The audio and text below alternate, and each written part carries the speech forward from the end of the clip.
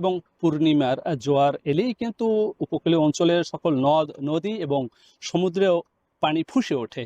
সে কারণে কিন্তু ফুঁসে ওঠা পানির তীব্র চাপে পটুয়াখালীর কলাপাড়ার যে এই নীলগঞ্জ ইউনিয়নের যে গইয়াতলা স্লুইস গেট, সেটি কিন্তু গত ২ বছর ধরে ধারাবাহিকভাবেই ভেঙে যাচ্ছে।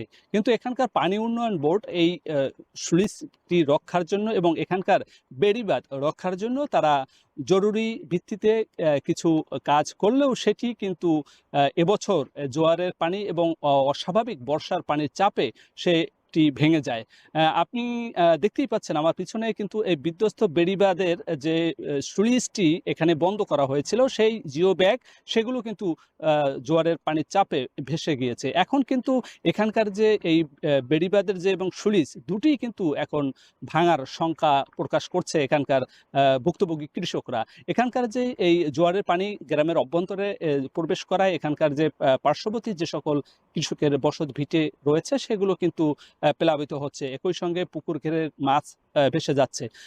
এখানকার যে যখন অতি বৃষ্টি হয় তখন কিন্তু এই অঞ্চলের গইয়াতলা সহ আশপাশের প্রায় ১০ থেকে ১২টি গ্রামের ফসলি ক্ষেত, আমন ধান সহ অন্যান্য বোরো ধানের যে ক্ষেত সেগুলো কিন্তু প্লাবিত হয়। তবে স্থানীয় যে কৃষক তারা বলছে যদি এই স্লুইসটি স্থায়ীভাবে বন্ধ করে বিকল্প স্লুইস এর পার্শ্ববর্তী অতি নিকটেই একটি স্লুইস গেট রয়েছে, উর্শিতলা স্লুইস, সেটি যদি সক্ষমতা বাড়ানো হয় তাহলে এই অঞ্চলের যে কৃষকদের কৃষি অভ্যন্তরের যে পানি সেগুলো কিন্তু নিষ্কাশনের উপায় হয়।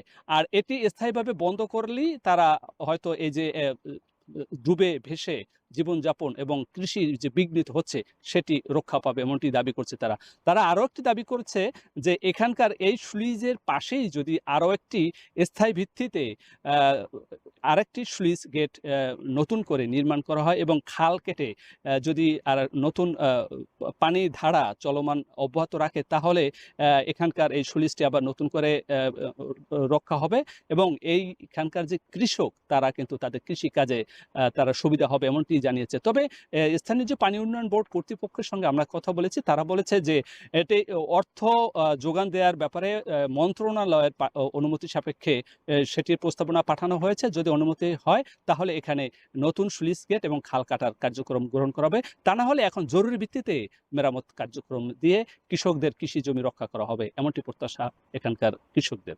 এই ছিল আমার কাছে সবশেষ। সহকর্মী জসিম পারভেজ যুক্ত হয়েছিলেন পটুয়াখালী থেকে।